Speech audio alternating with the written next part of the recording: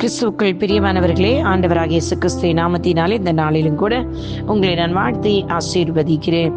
இந்த நாளிலும் நாம் ஜெபத்தில் சோர்வடையாமல் இருக்க வேண்டும் என்பதை குறித்து வேத பகுதியிலிருந்து நாம் வாசித்து அந்த பகுதியை நாம் இன்றைக்கு தியானிக்கலாம். லூக்கா 18ஆம் அதிகாரம் 7வது வசனம். அந்தபடியே தேவன் தம்மை நோக்கி இரவும் பகலும் கூப்பிடுகிறவர்களாகிய தம்மால் தெரிந்து கொள்ளப்பட்டவர்கள் விஷயத்தில் நீடிய பொறுமுள்ளவராயிருந்து அவர்களுக்கு நியாயம் செய்யாமல் இருப்பாரோ. ஆமேன். ஹல்லேலூயா, ஸ்தோத்திரம். இங்கே இந்த பகுதி யாரை குறித்து சொல்லுது என்று பார்த்தீங்கன்னு சொன்னா, ஒரு விதவையும் அநீதியான நீதிபதியும் குறித்து இங்கே சொல்லப்படுகிறதுக்கு. எனக்கு அருமையான தேவ ஜனமே, இந்த பட்டணத்தில், அதாவது ஒரு பட்டணத்தில் ஒரு நியாயாதிபதி இருந்தார். அவன் தேவனுக்கு பயப்படாதவனும் மனுஷனை மதியாதவனுமாயிருந்தார். அந்த பட்டணத்திலே ஒரு விதவியும் இருந்தார். அவள் அவனிடத்தில் போய், எனக்கும் என் எதிராளிக்கும் இருக்கிற காரியத்தில் எனக்கு நியாயம் செய்ய வேண்டும் என்று விண்ணப்பம் பண்ணினார். அருமையான தேவ ஜனமே, இன்றைக்கு யாரோ ஒரு விதவை சகோதரிக்காக, ஒரு தாய்க்காக ஆண்டவராக இயேசு கிறிஸ்து பரிசுத்த ஆவியின் மூலம் இந்த வார்த்தையை பகிர்ந்து கொள்ள வைக்கிறார். பாருங்களேன், அநீதியான, கர்த்தருக்கு பயப்படாத, மனிதனை மதிக்காத ஒரு நியாயாதிபதி அவனிடத்தில் போய் யாரு கேட்கிறார்? ஒரு விதவை தாய் கேட்கிறார். அவள் கேட்கும் பொழுது அவன் என்ன சொல்கிறான் பாருங்களேன், வெகு நாள் வரைக்கும் அவனுக்கு மனதில்லாதிருந்தது. அப்ப எத்தனை முறை போய் அவர்களை தொந்தரவு செய்திருப்பார்கள். அப்படி மனதில்லாது இருந்தும் பின்பு அவன், நான் தேவனுக்கு பயப்படாமலும் மனுஷனை மதியாமல் இருந்தும் இந்த விதவை என்னை எப்பொழுதும் தொந்தரவு செய்கிறபடினால் இவள் அடிக்கடி வந்து என்னை அலட்டாதபடி இவளுக்கு நியாயம் செய்ய வேண்டும் என்று தனக்குள்ளே சொல்லிக் கொண்டார். எனக்கு அருமையான தேவ ஜனமே, இவர், இந்த ராஜா தனக்குள்ளே சொல்லிக் கொண்டதை, அதுதான் இருதயத்தை அறிகிற தேவன் தனக்குள்ளே சொல்லிக் கொண்டதை நம்முடைய ஆண்டவராக இயேசு கிறிஸ்து பரிசுத்த ஆவியானவர் அறிந்திருக்கிறபடினால் பாருங்களே, அவளுக்கு அவன் கண்களில் தயவு கிடைத்தது.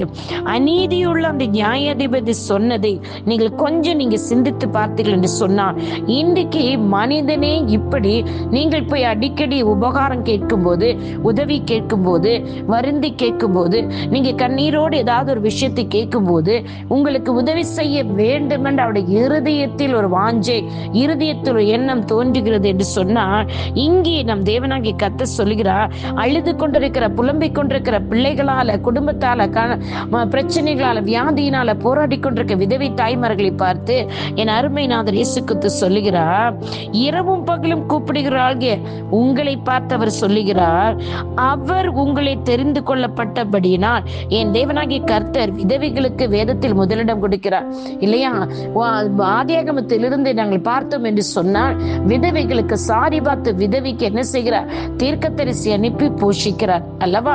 அடுத்து பார், நாயனூர் விதவையை தன் மகனை உயிரோடு எழுப்பி கொடுக்கிறார். இன்னும் வேதத்தில் பார்த்தோம் என்று சொன்னால், அன்னாள் உத்தம விதவை, அவர்கள் ஆலயத்திலிருந்து கண்ணீரோடு ஜெபித்துக் கொண்டே இருந்தபடியினால் அவர் பிதாவாகிய தேவனை தொந்தரவு பண்ணி கொண்டே இருந்திருப்பார்கள். அதனால் இயேசு கிறிஸ்துவை அவர்கள் கண்டார்கள். இன்னும் விதவைகளை பார்த்தீர்கள் என்று சொன்ன, வேதத்தில் அதிகமாக விதவைகளின் திக்கற்ற பிள்ளைகளை விசாரிக்கிற வழக்கை தேவன் அவர்களுக்கு விசாரிக்கும் பொழுது, அவர்களுக்கு உதவி செய்யும் பொழுது, நீங்க என்ன பாவம் செஞ்சிருந்தா கூட அதை வெண்மையான பஞ்சை போல மாற்றுவேன் என்று வேதம் சொல்லுது. இங்கே தம்மால் தெரிந்து கொள்ளப்பட்ட விதவைகளுக்கு தேவன் நீடிய பொறுமையாய் இருந்து அவர்களுக்கு நியாயம் செய்யாமல் இருப்பாரோ. எனக்கு அருமையான தேவ ஜனமே, எனக்கு அருமையான தாய்மார்களே, நிச்சயமாக இன்றைக்கு நீங்கள் ஜெபிக்கிற ஜெபத்திற்கு நீங்கள் பொறுமையாய் நீங்கள் ஜெபித்துட்டு பதிலுக்கு காத்திருக்கிறீங்களா?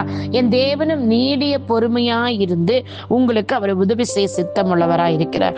அந்த ராஜாவே, அநீதியான ராஜாவே அந்த விதவைக்கு பதில் கொடுத்தார் என்றால், இன்றைக்கு உங்களுடைய கூப்பிடுகிற சத்தத்தை கேட்கிறவர் என் தேவனாகிய கர்த்தர் நிச்சயமா உங்க ஜெபத்திற்கு பதில் தருவார். பழைய ஏற்பாட்டில் பார்த்தீங்கன்னா, சீதோன் பட்டணத்தில், அதாவது சாரிபாத்து விதவை, அவர்கள் எல்லாம் அந்த பட்டணத்தில் ஓரங்கட்டி வைத்து விடுவார்கள்.